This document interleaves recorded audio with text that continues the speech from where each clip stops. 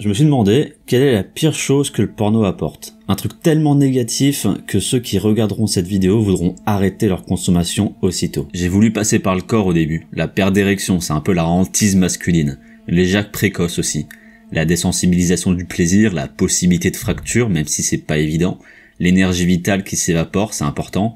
La fatigue, l'usure sexuelle, être en léthargie musculaire où t'as juste ton avant-bras qui bouge, les stimulations et la libido qui baissent. Peut-être par la femme, que ce soit un objet de soumission, d'humiliation, on la dévalorise, on la violente, on met les mannequins sur un piédestal, ça perturbe nos communications, il y a aussi une perte de désir, de partage, que la prévention ne soit pas montrée, que les risques de maladie sont présents, donc faut passer forcément par le cul, hein. Bon allez, on y va. Le porno, ça reproduit des schémas en fait, ça crée des illusions du sexe, un fantasme de fantasme. Le porno serait mieux que la vie, une nouvelle éducation en somme. Au revoir le moment présent, bonjour le désir de performance, forcément suivi de déception. Le culte du corps, le destin de la femme à se faire défoncer. Et notre cerveau dans tout ça. J'ai lu que ça désensibilisait nos récepteurs neuronaux, un excès de dopamine, créateur de tension, de connexions nerveuses négatives, une sorte d'ancrage sexuel. Ça baisse la motivation, trouble le sommeil, pour finir insomniaque. Les circuits du désir sont détournés. Bye bye la concentration. À moins que le problème le plus grave soit psychologique. C'est vrai, ça déforme notre réalité en fait. On croit que le sexe c'est le porno, on confond la vie, les femmes, le sexe, ça augmente l'agressivité, ça crée des schémas psychologiques, l'individualisation,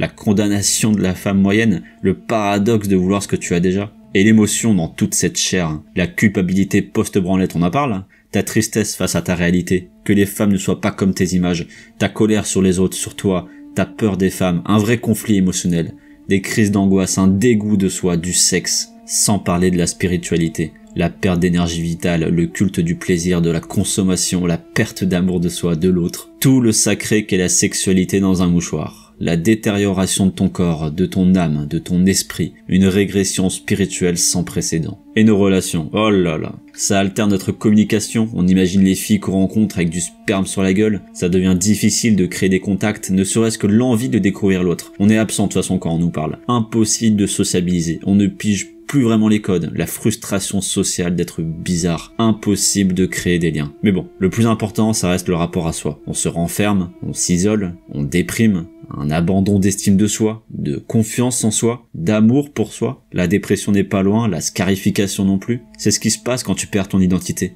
quand tu perds ton sens. La vie est perturbée par le porno. On devient haineux, on perd goût à la vie. On perd notre créativité, l'essence du beau. On se désensibilise à l'émotion, sans parler des sautes d'humeur, notre zone de confort étriquée, notre lâcheté. La perte du mouvement, c'est la mort. Et pourtant, on abandonne la vie pour l'écran. Je voulais m'arrêter là, mais comment oublier les complexes de performance? Qui a la plus grosse bite? Qui dure le plus longtemps? Ma femme qui ne me suffit plus, ma vie ne me suffit plus. Ça crée de l'insatisfaction permanente, on s'invente des problèmes, on s'invente une insécurité chronique. Le bonheur nous laisse tomber, notre fierté avec la négativité est palpable, on devient impulsif. Il n'y a plus de spontanéité, plus d'énergie, on perd notre temps. Le concept de l'intimité détruit. On sait pourtant que c'est une échappatoire, une drogue. On fuit les vrais problèmes dans cette lassitude, on en perd de vue nos objectifs, et pourtant on évolue dans ce sentiment de ne pas être assez. Non, je sais, la pire chose que ça apporte, c'est à partir du moment où la pornographie altère ton identité au point que tu ne peux plus t'arrêter. Je sais que l'OMS ne la voit pas comme une addiction, mais il va falloir regarder la vérité en face, faire preuve de raison. Le porno est sans doute ta plus grande menace.